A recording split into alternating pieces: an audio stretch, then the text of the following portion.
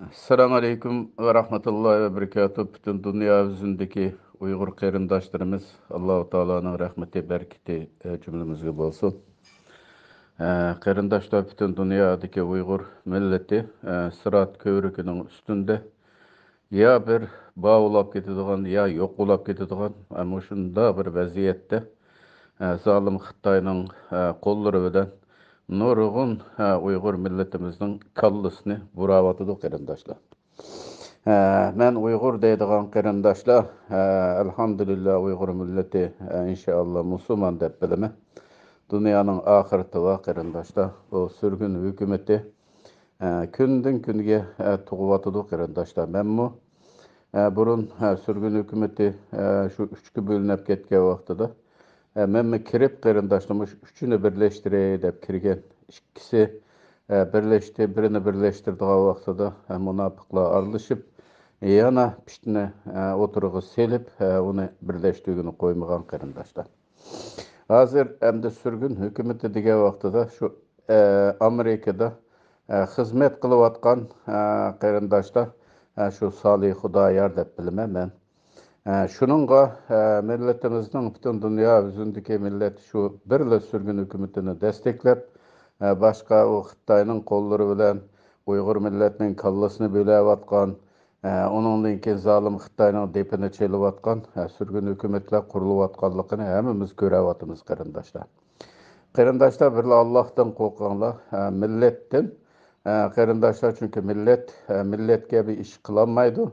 Uyghur milleti qarindoshlar bütün dünya yüzündeki millet Uyg'urning derdini bilmeydi qarindoshlar. Hozirgi bir vaqtida biz yo'qolib ketmaydigan maktablarimizni, mahallalarimizni, uningdan keyin bizning eng önemli bo'lgan tilimizni qarindoshlar.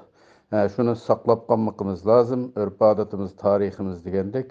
Hozirgi shu vaziyatda qarindoshlar biz yana shunda Xitoy bir 10-15 yil, 5-10 yil uxlatolsa, vatanning suyini ichgan, vatanni bilgan, zolim Xitoyning ilm kirlarini bilgen insonlarni qarindoshlar. Uningdan keyin bular qancha yoshlar berib qolgan desanglar, hammasi vatanning suyini ichgan cho'ng qarindoshlarimiz 60 yoshning ustunda. Bu qarindoshlarimiz tugab ketsa, u bolalarimizga biz hikoya aytib bergandek kelamiz qarindoshlar, chunki biz bolalarimizni tarbiyaladikmi? Hammamiz o'zimizning bolalarini bilamiz qarindoshlar. Şunun için qarindoshlarimiz sürgün hükümetini birisini rivojlantirib, biz bedel tölemimiz lazım. Biz kambag'allarimizni o'zimiz bakmamız lazım. Biz yetim yesirlerimizni o'zimiz bakmamız lazım. İqtisodimizni bir yerga az bo'lsinmi, qarindoshlar 5 milyon majuriyatda Uyg'ur bor deydi ekanmiz, $1 bergan bo'lsa 5 milyon. 5 milyonni qo'yinglar qarindoshlar, oyda 1 milyon pul to'plasa biz shu Indoneziyadagi qarindoshlarimizni u yerga ketgan bo'lmabdi. Biz iqtisodimizni bergandan keyin mushularning ustiga qarindoshlar biz mushularga vazifa qilib biz iqtisod bergandan keyin gapni qila oldik qarindoshlar.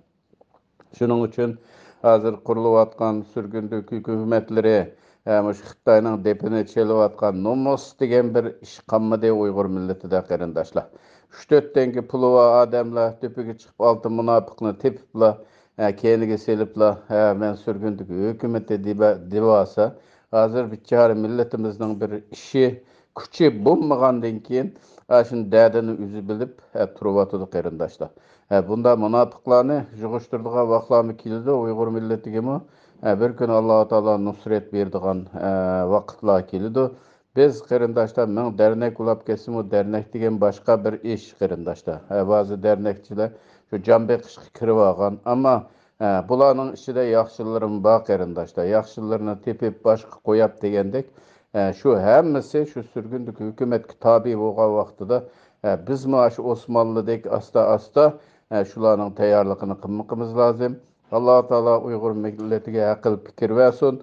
Munofiqligimi insof berib Uyg'ur bo'lganligini tonib zolim Xitoydan hech bir zaman vafo kelmaydiganligini bilib, ama Uyg'urim deb yashamoqqa nasib qilsin. Assalomu alaykum va rahmatullohi va barakatuh. Uyg'ur mahallasi Yusuf Baltoj.